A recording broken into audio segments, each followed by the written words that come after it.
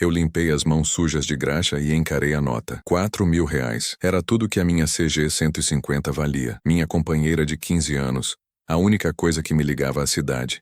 Vendida. Mas Marcos, meu irmão, estava em apuros. Dívida de jogo, disse ele, ameaças. Família é família. Sacrifício é sacrifício. Eu entreguei o dinheiro a Eliane, minha esposa, para que ela levasse a ele na rodoviária. Não conseguia encará-lo. A vergonha dele era palpável. Eu só queria ajudar. Respirei fundo, sentindo o vazio na garagem, e fui para a cozinha beber água. Precisava ligar para o vizinho para pedir carona amanhã para o campo. Procurei meu celular velho na mesa, mas encontrei o de Eliane. Era um aparelho simples, mas mais moderno que o meu. Ela devia ter esquecido. Eu só queria o contato do Zé da farmácia. Deslizei a tela e procurei o ícone de contatos, mas, por um erro do destino, ou talvez por uma força maior que queria me avisar, o aplicativo de fotos abriu automaticamente. A primeira imagem.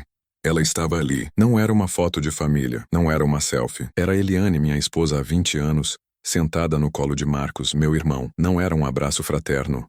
As mãos dele estavam onde não deveriam estar. Os sorrisos eram de quem acabara de ganhar na loteria, não de quem estava fugindo de agiotas. O meu estômago congelou, mas o que me fez soltar o copo d'água, o que transformou a dor em náusea pura, foi o que estava no fundo da imagem. A moto, não a minha velha e vermelha, mas uma Honda Zero KM, preta e reluzente. O tanque brilhava. No guidão pendurado estava o capacete novo que ele usava. A dívida de jogo? A ameaça de morte? Era tudo mentira. Eu vendi meu meio de vida. Entreguei o último pedaço de segurança que eu tinha. Eu andaria 8 quilômetros a pé todo dia, no sol e na chuva, para sustentar minha família. Para que meu irmão tivesse um brinquedo novo, e para que ele levasse minha esposa para passear. A traição não era apenas o adultério, era a manipulação cruel de um homem honesto. A moto não era a salvação dele. Era o prêmio deles. Eles usaram minha bondade para me despir do que eu tinha. Eu apertei o celular na mão, sentindo a raiva subir pela minha garganta como ácido. Eu tinha que saber o que mais eles tinham planejado. Eu tinha que entender a profundidade dessa escuridão. Minhas mãos tremiam tanto que mal consegui desbloquear o celular de Eliane novamente. Eu precisava de prova. Não apenas da traição, mas do complô. Minha cabeça girava. Eu era burro, cego, como eu não percebi. Marcos sempre invejou minha vida simples. Eu tinha o que ele nunca teve, estabilidade e o respeito na comunidade por ser um trabalhador incansável, mesmo com nossas terras sendo pequenas. Eliane, bem, ela sempre quis a vida fácil que Marcos prometia, mesmo que fossem promessas vazias. Eu naveguei pelas mensagens. O grupo de fotos era vasto, mas ignorei as imagens da nova moto. Eu queria a conversa. Ele vendeu a sucata dele hoje. 4.000 rales limpos. Eliane digitou para Marcos. Perfeito, gata. Vou dar a entrada na preta. Finalmente vou ter algo decente para te pegar na cidade sem passar vergonha. Respondeu Marcos. E o velho vai andar a pé pro campo? Você não tem pena? Ela perguntou, mas não havia peso na pergunta. Pena? Ele tem as terras, eu não tenho nada. Ele está me devendo essa. Você não disse que ele tem umas economias guardadas pro trator? Precisamos arrancar isso dele antes que ele descubra a gente. Vou começar a falar sobre o empréstimo para reformar a casa. Se ele ceder a moto, ele cede a reforma. Meu corpo esquentou. Não era só a moto. Era tudo. Eles queriam me levar à falência, me deixar sem nada, para que pudessem viver o romance deles com o meu suor. Eu senti um nó na garganta. 20 anos de casamento, 20 anos de ajuda fraternal. Eu o tirei de enrascadas incontáveis, paguei contas, dei emprego nas poucas vezes que ele se dignou a trabalhar na roça. Eles me transformaram em uma vaca leiteira, um idiota útil. Achei uma última mensagem, mais recente, daquela tarde. Marcos, acho que ele está desconfiando, ele anda muito quieto. O que faremos se ele descobrir antes de pegarmos o resto do dinheiro? Calma, Eliane. Se ele descobrir, a culpa é sua. Você que não soube disfarçar. Mas relaxa, ele é muito bobo. Se ele fizer escândalo, diga que fui eu que te forcei. Ele sempre me perdoa. A frase me atingiu como um soco. Ele sempre me perdoa. Eu levantei devagar. O celular ainda quente na minha mão. Eu não podia fazer um escândalo.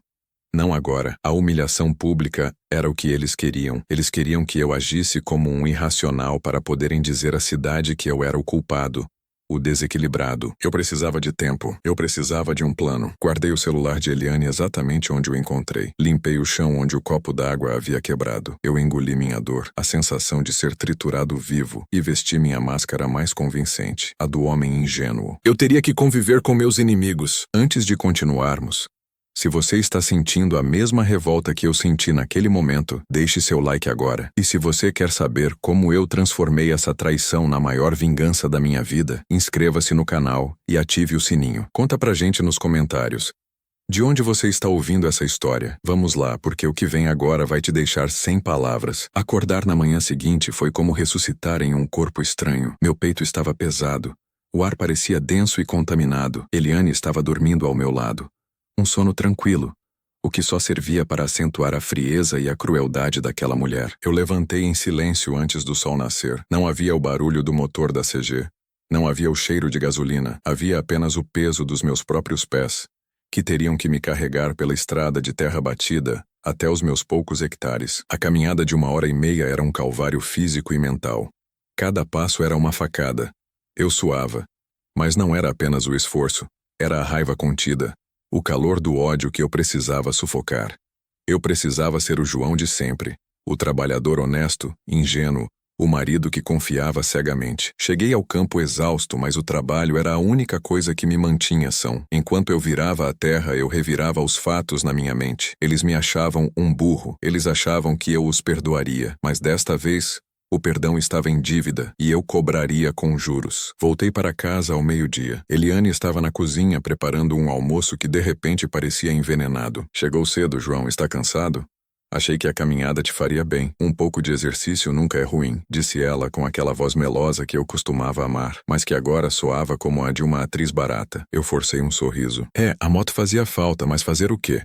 Família é família. Ele estava em apuros. Conseguiu entregar o dinheiro? Consegui sim. Ele estava desesperado. Agradeceu muito. Disse que se não fosse você, ele estaria morto agora. Pobre Marcos. Ela suspirou, esfregando a mão no meu ombro. Eu precisei de todo o meu autocontrole para não recuar. O toque dela era repulsivo. Que bom que ele está seguro então, murmurei, me concentrando em tirar a sujeira das unhas. No almoço, Eliane começou a próxima fase do plano. Sabe, João, olhando essa casa, ela está velha. O telhado está ruim. Se chover forte, vamos perder tudo. Eu mastiguei devagar, fingindo refletir. Sim, Eliane, eu sei, mas dinheiro está curto, vendemos a moto. Ela me cortou, o tom ficando mais urgente, quase impaciente. Mas você tem aquela poupança. A que você guarda para o trator novo. Se a gente usar só metade, dá para fazer a reforma. E ainda sobra um bom dinheiro para uma entrada em um trator menor no ano que vem. O trator, o sonho da minha vida. Eu passei 10 anos guardando centavo por centavo para poder parar de arar a terra com o velho arado e ter uma máquina decente que dobraria nossa produção. Eles queriam meu trator, não para a reforma, eu sabia. Queriam o dinheiro para sumirem ou para que Marcos pudesse ostentar uma vida que ele não merecia. Um trator novo é muito importante, Eliane.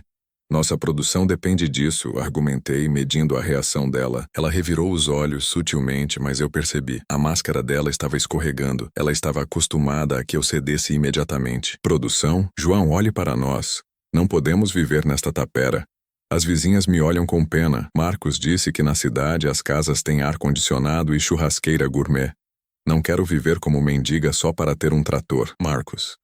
Sempre Marcos, injetando veneno no meu lar. Eu abaixei a cabeça, fazendo o papel do homem derrotado. Está bem, Eliane, vamos ver. Não sei se consigo tirar esse dinheiro do banco agora. É uma burocracia. Me dê uns dias para ir à cidade. A mudança no humor dela foi instantânea. O sorriso voltou radiante e falso. Ah, João, eu sabia que você ia entender.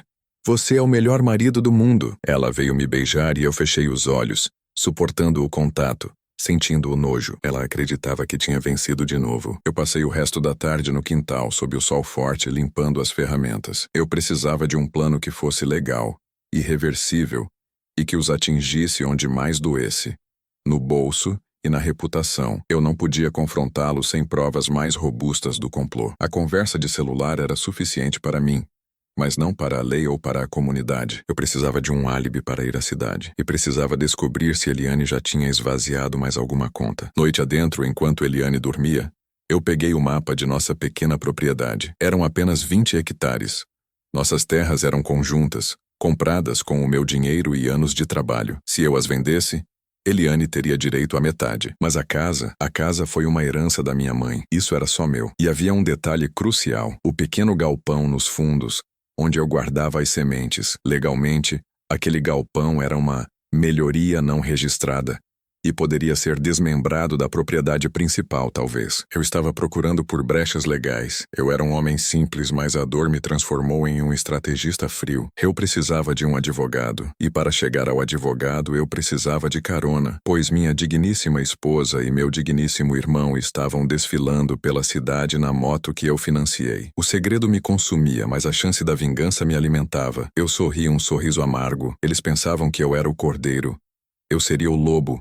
E o banquete seria caro. Eu não iria lutar pela reforma da casa. Eu iria lutar pela minha sanidade e pela minha honra. Na manhã seguinte, eu disse a Eliane que precisava ir ao centro para ver um fornecedor de adubo, pois os preços estavam subindo. Uma mentira simples. Mas, João, você vai a pé? Por que não pede para o Zé te levar? Perguntou ela, quase parecendo preocupada. Ou talvez apenas incomodada com a ideia de eu me atrasar. O Zé está colhendo milho hoje, não quero atrapalhar. Vou de ônibus, o ponto é perto, menti novamente. Não havia ônibus, apenas a van escolar que passava de vez em quando. Eu fiz a caminhada até a estrada principal. O sol já estava alto. Cheguei ao posto de gasolina na beira da rodovia.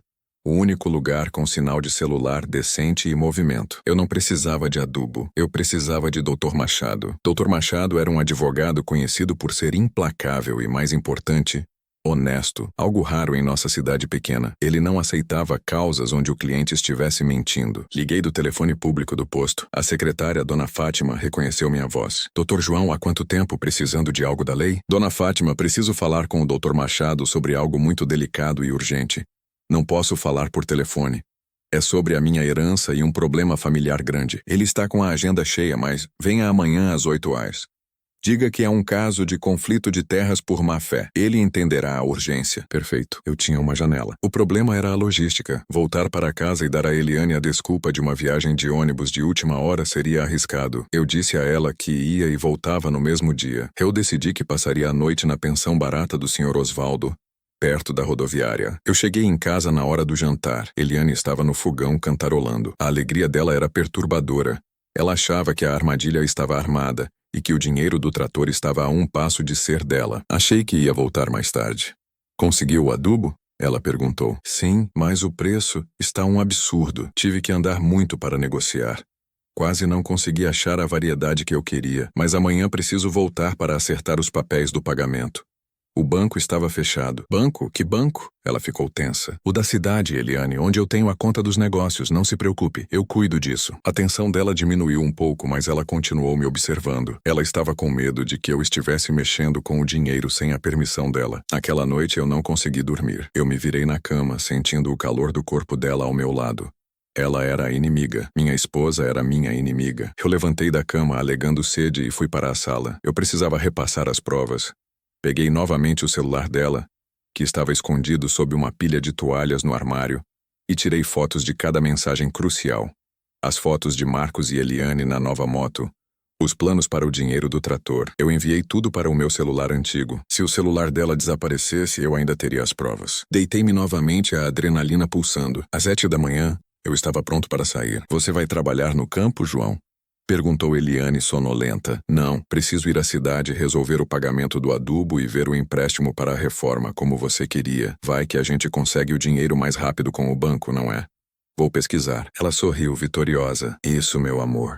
Que bom que você está pensando em nós. Eu sabia que ela ligaria para Marcos assim que eu saísse para dar a notícia da minha viagem de negócios. Ela diria que o velho estava caindo na armadilha. Deixei a casa, sentindo que era a última vez que sairia dali como o tolo. Cheguei ao escritório do Dr. Machado. O prédio era sóbrio e imponente. Fui recebido pelo Dr. Machado, um homem de 40 e poucos anos, olhos astutos. João, entre.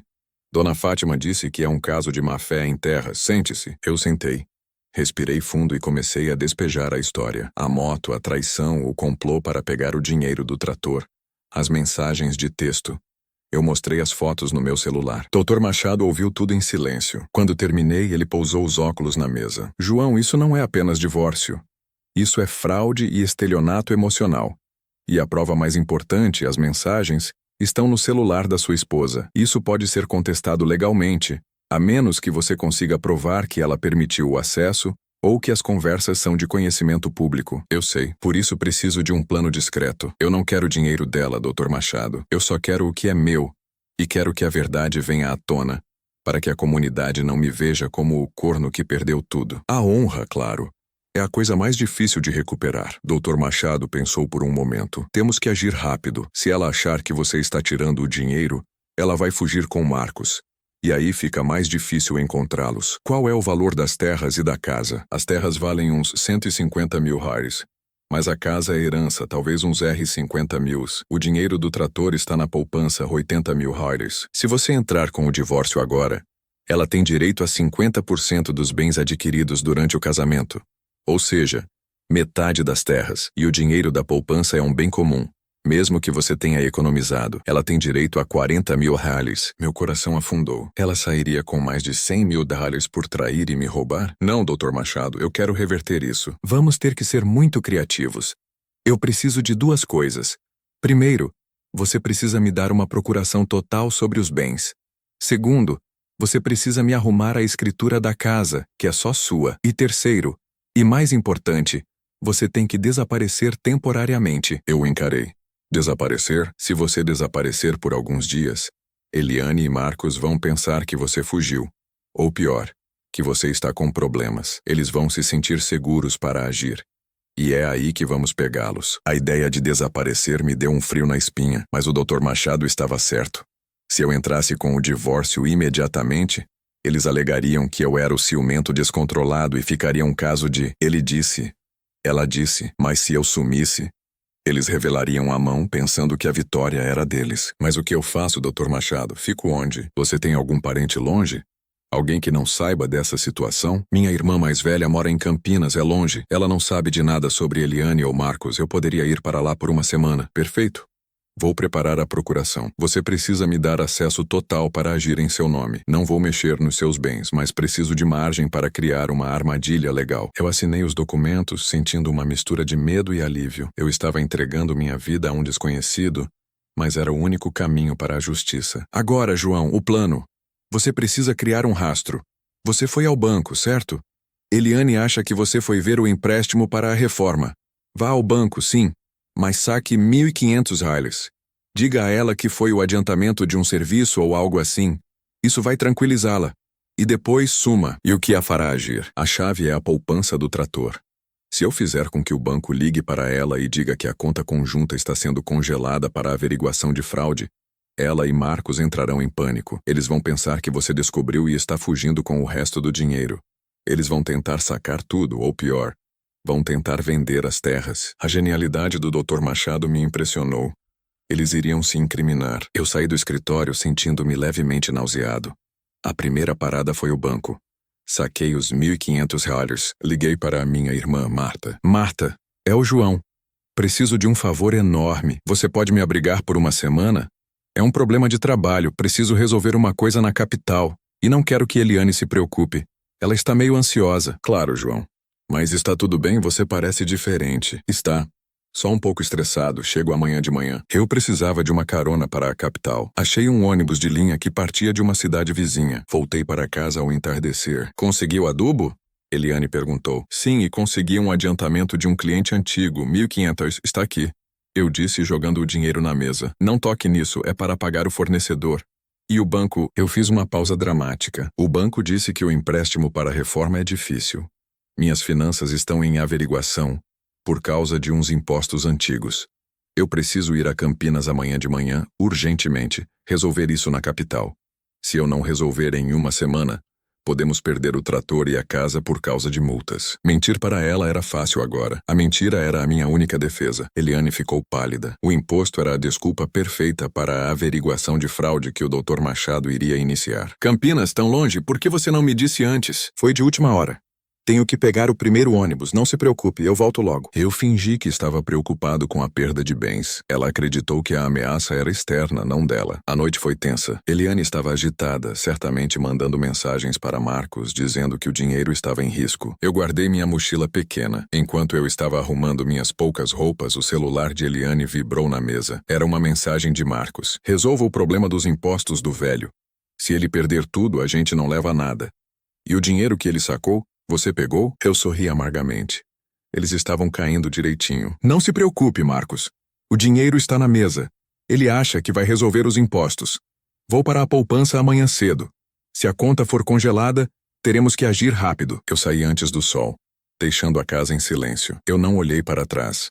Eu era um homem em fuga, mas pela primeira vez em dias, eu sentia que estava no controle. Eu caminhei até a rodovia e peguei uma carona para a cidade vizinha. Quando o ônibus partiu para Campinas, eu finalmente liguei para o Dr. Machado. Estou no ônibus, a armadilha está montada. Perfeito, João. Mantenha o celular desligado. Eu ligo em 3 dias. Prepare-se, o show vai começar. Eu desliguei o telefone olhando a paisagem rural sumir pela janela. Longe, para que eles pudessem pensar que eu estava me afundando na desgraça. O que eu não esperava era que o destino tinha um plano muito mais violento e inesperado para mim, e que minha fuga estratégica logo se transformaria em uma luta pela sobrevivência. A viagem para Campinas era longa e cansativa. Tentei dormir, mas a ansiedade e a traição ferviam sob minha pele. Eu estava a 80% do caminho quando o ônibus fez uma parada rápida em uma rodoviária. Eu desci para esticar as pernas e ligar rapidamente para Marta, minha irmã, para avisar sobre a chegada. Eu estava distraído, focado na tela do celular, quando tudo aconteceu. O barulho foi ensurdecedor. Um cheiro de borracha queimada e metal retorcido tomou conta do ar. Eu me virei a tempo de ver um caminhão desgovernado que havia perdido os freios na descida. Ele atingiu em cheio a traseira do ônibus onde eu estava, e por um reflexo rápido eu pulei para trás de uma pilastra de concreto. A sorte me salvou da morte instantânea. Mas o impacto do choque reverberou pela rodoviária. Pessoas gritavam. Havia vidros por toda parte. Quando tentei me levantar, senti uma dor lancinante na perna. Um pedaço de metal retorcido da pilastra havia me atingido. Eu caí no chão, a visão escurecendo com a dor. Eu tentei respirar. Meu celular, a única prova do meu plano, caiu a metros de mim. O caos era total. Sirenes começaram a soar ao longe. Eu estava sangrando muito, a calça jeans rasgada. Eu não podia morrer ali. Eu não podia dar a Eliane e Marcos a vitória. Alguém se aproximou. Uma mulher. Ela estava vestida com roupas civis, mas a maneira como ela se movia, com autoridade e calma em meio ao pânico, era notável. Não se mova. Eu sou médica, doutora Camila. Você tem uma lesão séria na perna. Calma, respire, disse ela, a voz firme e doce, contrastando com o ambiente de terror. Ela usou um lenço grande para fazer um torniquete improvisado na minha coxa, estancando o sangramento arterial. A dor era quase insuportável, mas o contato dela era tranquilizador. Ela tinha cabelos castanhos presos e olhos castanhos incrivelmente focados. Você precisa de cirurgia. Agora, não vamos esperar pela ambulância. Ela decidiu olhando ao redor. O motorista do caminhão estava fora de perigo. Ela o instruiu a me carregar para o carro dela, que estava estacionado perto. Mas eu preciso do meu celular. Eu tentei me arrastar. O celular espera, sua vida não. Ela repreendeu gentilmente. Eu estava fraco. O motorista me colocou no banco de trás da caminhonete de Camila.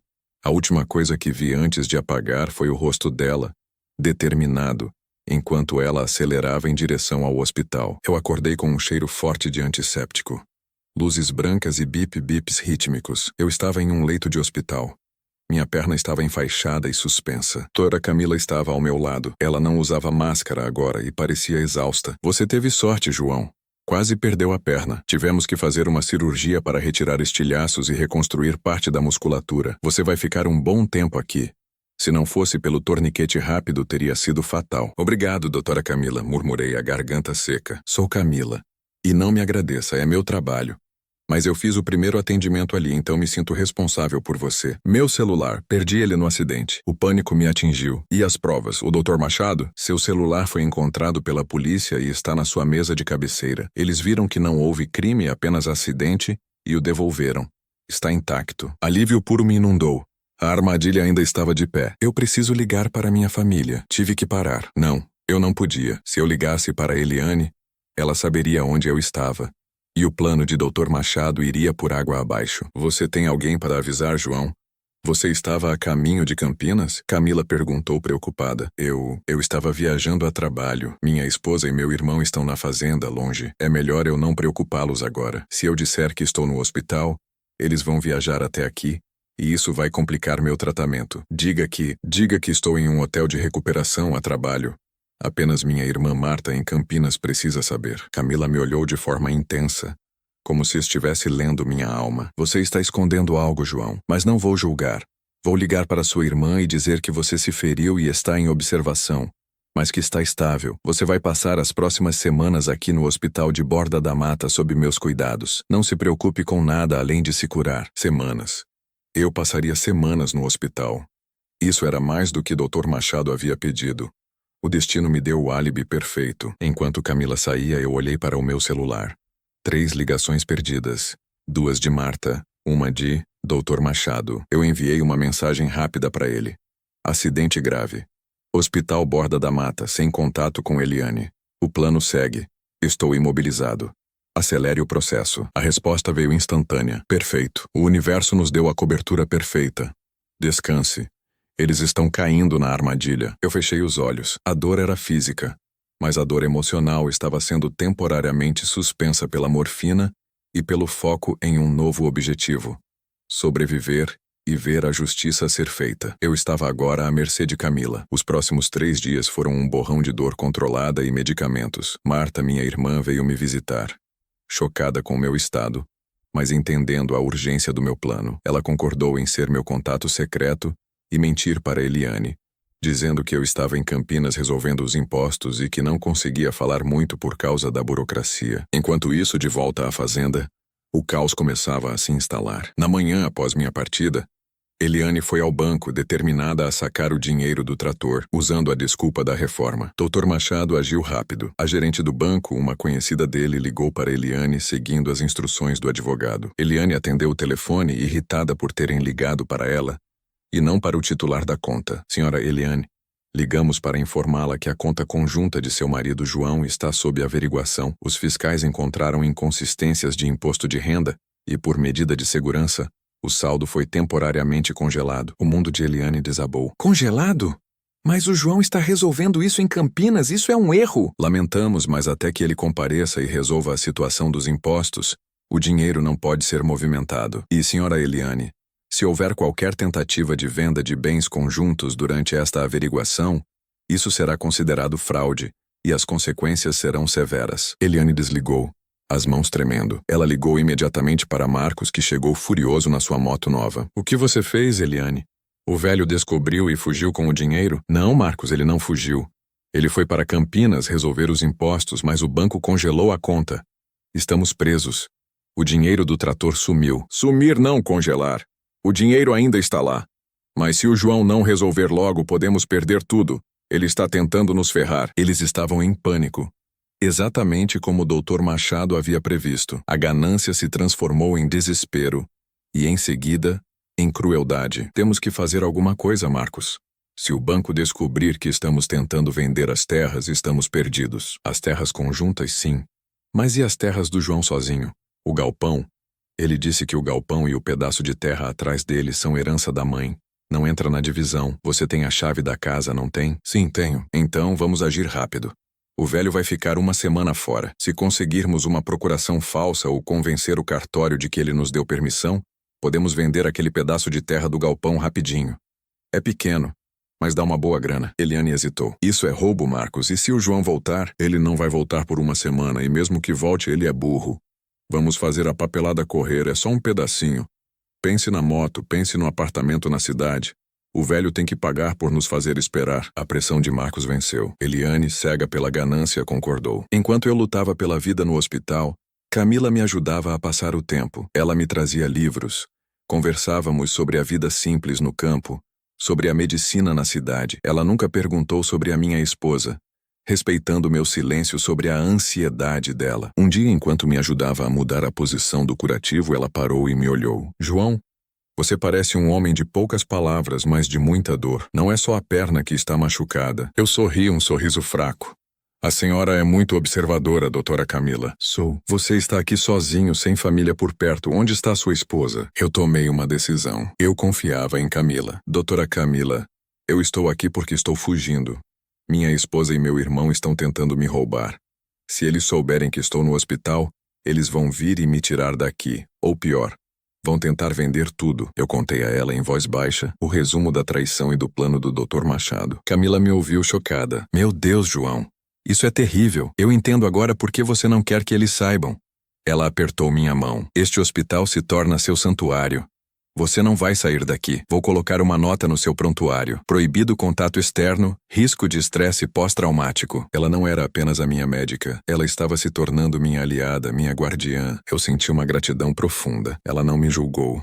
Ela me protegeu. Eles acham que estou em Campinas resolvendo a fraude fiscal que eu mesmo inventei para eles acharem que o dinheiro está em perigo. Meu advogado vai ligar para mim hoje à noite. Naquela noite, Dr. Machado ligou. Sua voz estava cheia de satisfação profissional. João Bingo. Eliane e Marcos tentaram sacar o dinheiro e agora eles estão em contato com o cartório. Eles estão tentando vender o pedaço de terra do galpão, a sua herança, sem procuração legal. Isso é crime grave de estelionato e falsificação de documentos. E o que fazemos agora? Eles marcaram a transferência do bem para um comprador de má-fé, um primo do Marcos, para amanhã. É a nossa hora. O comprador do pedaço de terra é, na verdade, um agente da lei que contratamos. Vamos pegá-los em flagrante na tentativa de fraude. Você só precisa me fazer um último favor. Qual? Eles precisam acreditar que você está morto. Ou pelo menos que você está em coma, para que eles não hesitem em concluir a venda. O ar faltou nos meus pulmões. O plano estava ficando perigoso, mas necessário. Dr. Machado explicou a estratégia com a frieza de um cirurgião. O objetivo não era apenas prendê-los, mas garantir que a história da traição e da ganância deles fosse pública. A notícia do seu acidente e do seu estado grave será vazada sutilmente. A polícia local sabe que você está aqui, mas o acidente ocorreu em uma jurisdição diferente. Vamos usar isso a nosso favor. Ele instruiu Marta a ligar para uma vizinha de confiança, a dona Lúcia, conhecida por ser a rádio peão da cidade, dizendo que eu havia sofrido um acidente de ônibus, mas que estava estável em um hospital distante. A estratégia era que Eliane ouvisse a notícia, mas pensasse que eu estava apenas machucado, talvez inconsciente, mas vivo o suficiente para representar uma ameaça legal. Ela precisaria de Marcos para agir rapidamente. A notícia viajou mais rápido do que um trem-bala. Marcos e Eliane, que já estavam no meio da falsificação dos documentos para a venda do galpão, viram isso como um golpe de sorte. Ele está em coma, Eliane. É a nossa chance, exclamou Marcos excitado. Se ele morrer, você herda tudo. Mas se ele acordar, ele pode ter nos descoberto. Temos que vender o galpão antes que ele acorde, Marcos. O dinheiro vai para a entrada da nossa casa. Eles aceleraram a reunião com o suposto comprador, o agente infiltrado, marcada para o dia seguinte no cartório. Enquanto isso, no hospital, a rotina de Camila era a minha âncora. Ela me tratava não apenas como paciente, mas como um amigo em perigo. Ela passava horas ao meu lado, lendo, ou simplesmente conversando sobre o futuro que eu desejava. Um futuro onde eu pudesse recomeçar. Camila era recém-divorciada. Seu ex-marido era um médico ambicioso que a trocou por uma colega mais jovem em busca de prestígio em São Paulo. Ela voltou para a cidade natal, Borda da Mata, buscando a simplicidade e o anonimato. Nós compartilhávamos a dor da traição, mas com um diferencial. Ela havia superado a dela. Eu ainda estava no meio da minha. Você tem um coração bom, João. Não deixe que a sujeira deles manche quem você é, disse Camila, uma tarde, enquanto ajustava minha medicação. É difícil, Camila. Eu só queria ter minha vida de volta, o campo, meu trabalho. Você terá. Mas talvez você mereça um futuro melhor do que o que você deixou para trás. O interesse amoroso estava crescendo sutilmente no ambiente estéril do hospital. Era a base de respeito mútuo e a admiração pela força um do outro. Eu me preparei para o próximo passo. Dr. Machado ligou novamente, sua voz agora mais séria. João, precisamos de um choque final.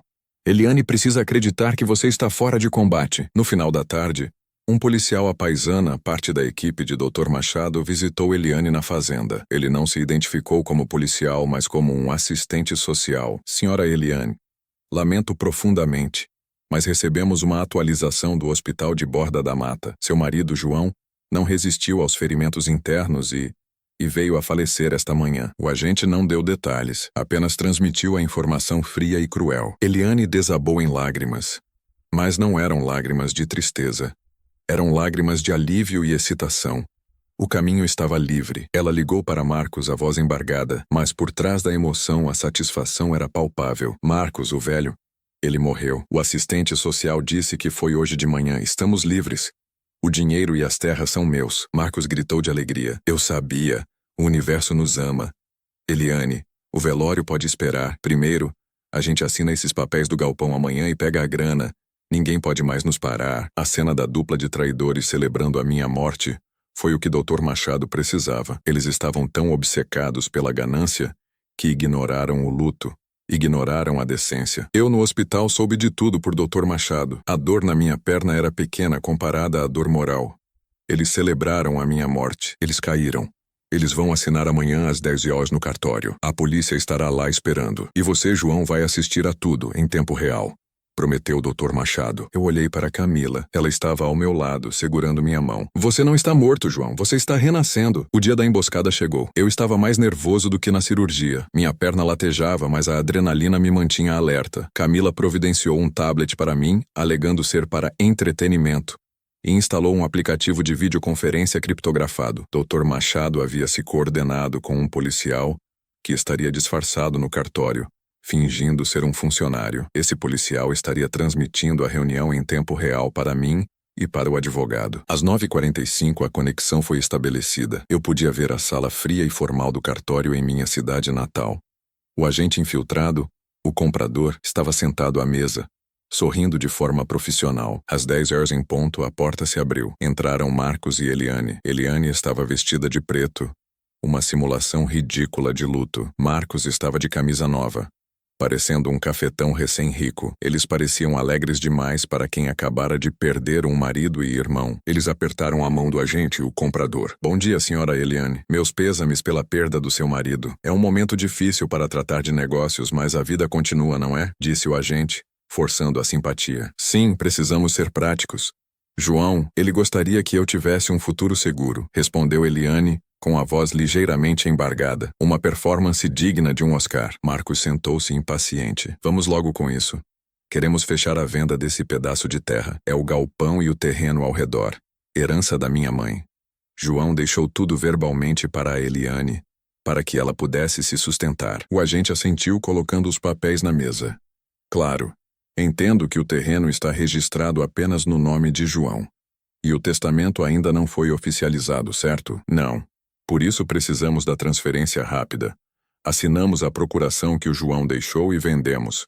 É simples, disse Eliane apontando para um documento. O que eles não sabiam é que a procuração que eles estavam usando era falsa, fabricada por Marcos, e o Dr. Machado havia alertado o tabelião verdadeiro sobre a tentativa de fraude. O agente fingiu revisar a papelada. Certo, 35 mil reais pelo terreno.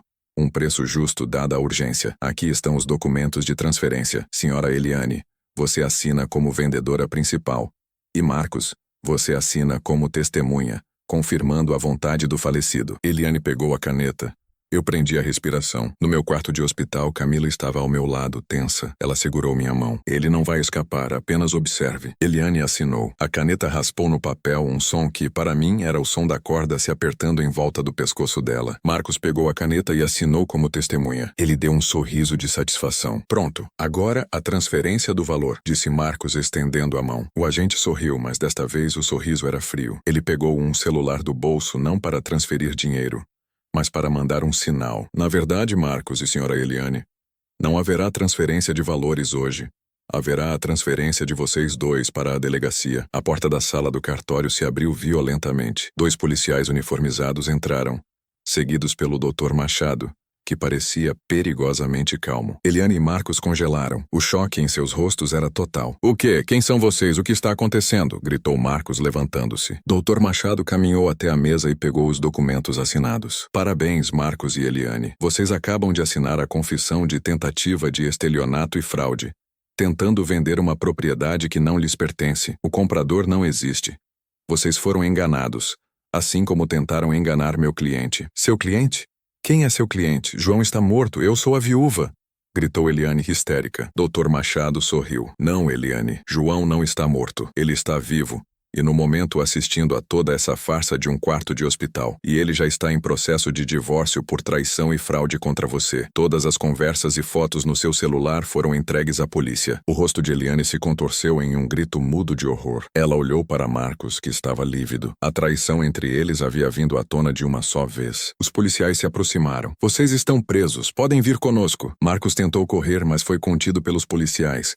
Eliane, em choque, apenas murmurava: vivo?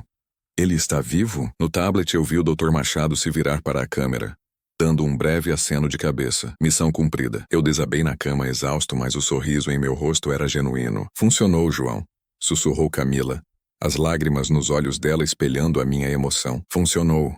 Eu concordei. A justiça lenta e dolorosa havia finalmente chegado. A prisão de Eliane e Marcos foi o maior escândalo que nossa pequena cidade rural Já havia testemunhado. O rádio peão, Dona Lúcia, agora tinha uma história muito mais suculenta para contar. A história da traição, da moto de luxo comprada com o suor de João, e finalmente a tentativa de roubar a herança do morto. Dr. Machado não perdeu tempo. Em poucas horas ele protocolou o divórcio por culpa, anexando as provas de fraude e adultério. A tentativa de estelionato no cartório foi a prova irrefutável de que a má-fé era o motor da relação deles. A comunidade, que inicialmente poderia ter me visto como o coitado, agora me via como o homem justo, humilhado, mas que agiu com inteligência e retidão. A honra estava restaurada. Eu passei as próximas semanas me recuperando no hospital, mas agora a recuperação era leve. Eu tinha a paz de espírito. Camila e eu nos aproximamos inegavelmente. Ela não era apenas minha médica, mas a pessoa que me resgatou do acidente e do desespero emocional. Nossas conversas se tornaram longas, íntimas. Compartilhávamos o café da manhã e o silêncio confortável da noite. Um dia, enquanto ela me ajudava a fazer os primeiros exercícios com muletas, eu parei. Camila, eu preciso te agradecer por tudo. Você me salvou de duas formas: do acidente e de mim mesmo.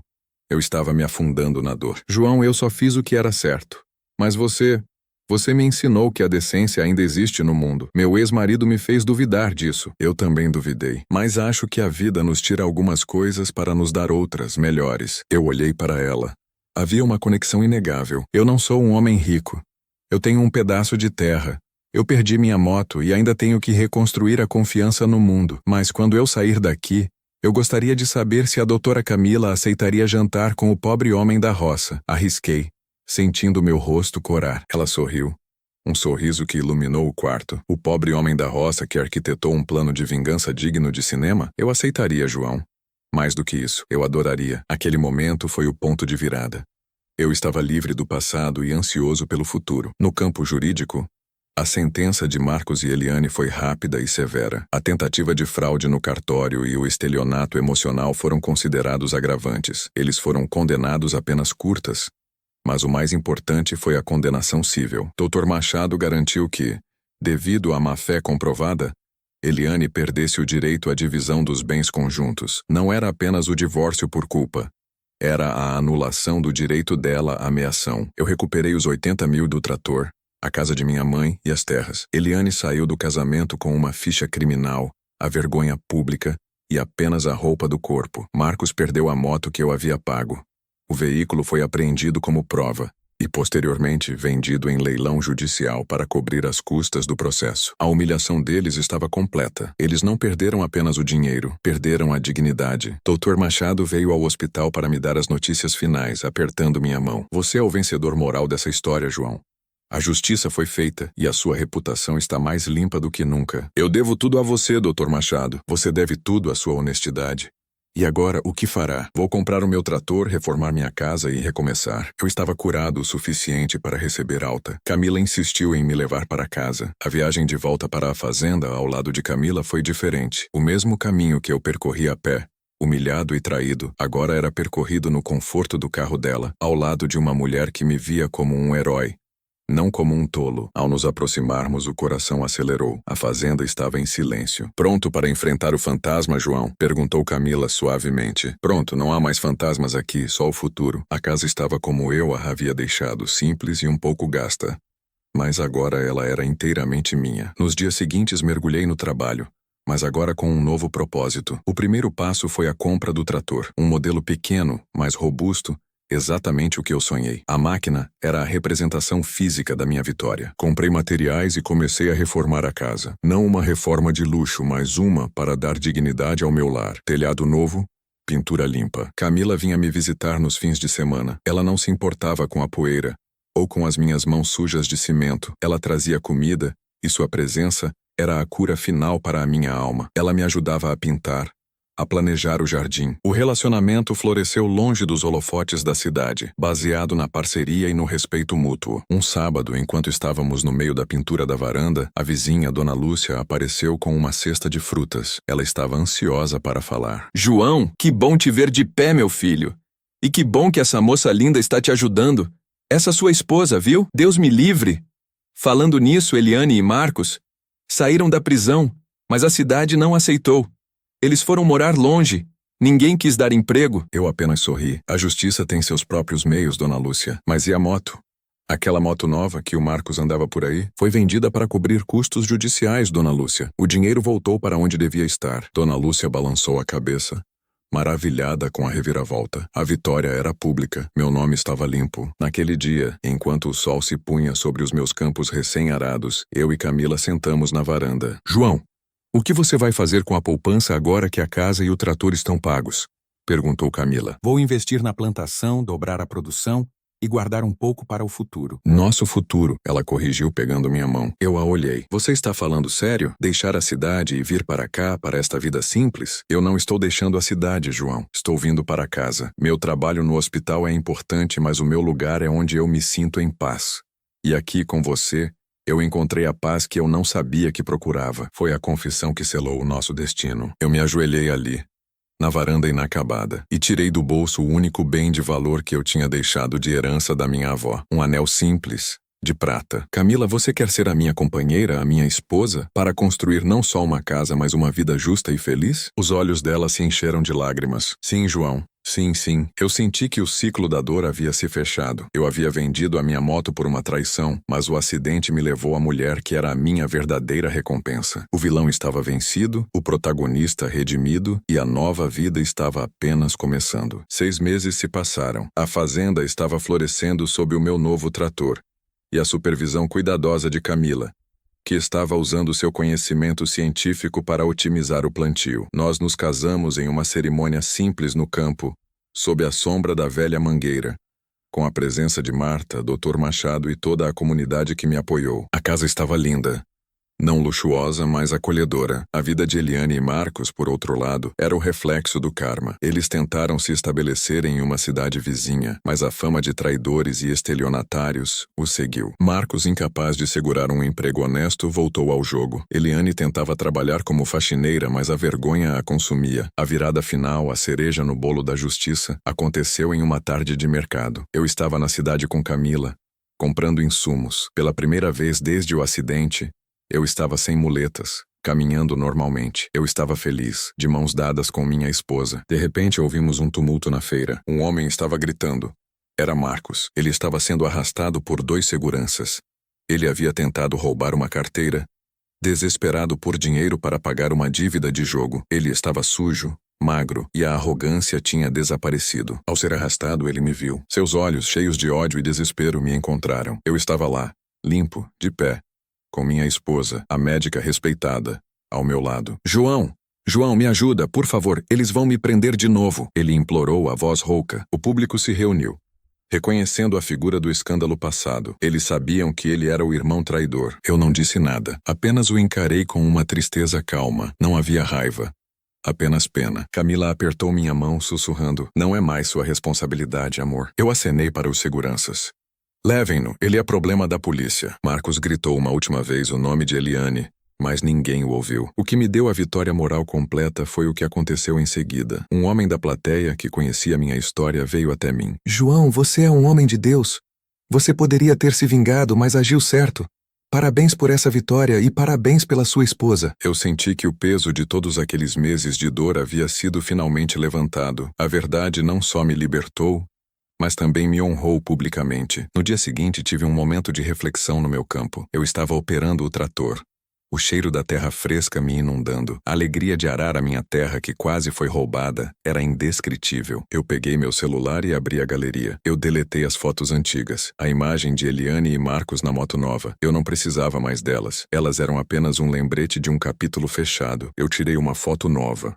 A foto de Camila sentada no trator, sorrindo para mim. Essa era a minha nova história. A moto velha que eu vendi por R$ 4.000 me custou uma perna quebrada e um casamento, mas o preço me deu uma vida que valia milhões. Eu encontrei a justiça, a honra e o amor verdadeiro, tudo porque eu me recusei a ser o tolo perdoador mais uma vez. Os anos se passaram, e a fazenda de João e Camila prosperou. Eles tiveram uma filha, Clara, que cresceu correndo pelos campos, alheia à escuridão que quase consumiu seu pai. Camila, além de trabalhar em meio período no hospital local, abriu uma pequena clínica de primeiros socorros na própria fazenda, atendendo os trabalhadores rurais da região. Eles se tornaram pilares da comunidade. João, agora conhecido como o Homem da Justiça, Nunca mais precisou provar seu valor. Seu caráter e sua história eram a sua reputação. Um dia, Dr. Machado apareceu de surpresa na fazenda. Ele estava aposentando e veio se despedir. João, vim ver como a vida tratou o homem mais sortudo que conheci, disse ele, aceitando um café na varanda recém-construída. Sortudo?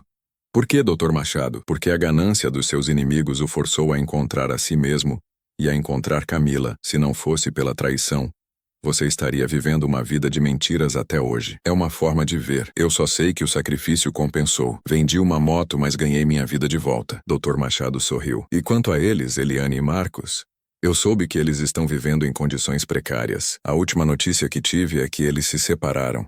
Ela o culpou por tudo. Marcos sumiu, deve estar vivendo de bicos sujos por aí. Eliane tentou me contatar uma vez, pedindo perdão e ajuda. E o que você disse? Eu não disse nada. Eu a bloqueei.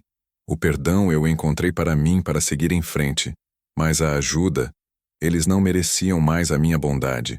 Eles tiveram a chance de ser honestos e escolheram o caminho da destruição. Minha responsabilidade é proteger minha família e minha paz agora. Camila, que estava colhendo flores para a mesa, se aproximou e beijou João na testa. Essa é a diferença, Dr. Machado.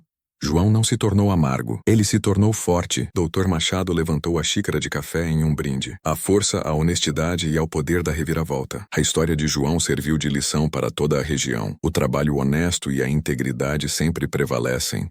Não importa quão grande seja a traição. João olhou para sua família, para sua casa, para seu trator. Ele não lamentava a moto. Ele lamentava o tempo perdido, mas celebrava o tempo ganho. A verdadeira riqueza não estava nas terras ou no dinheiro, mas no chão sólido sob seus pés e no amor inabalável ao seu lado. Ele era, finalmente, o homem mais rico da roça.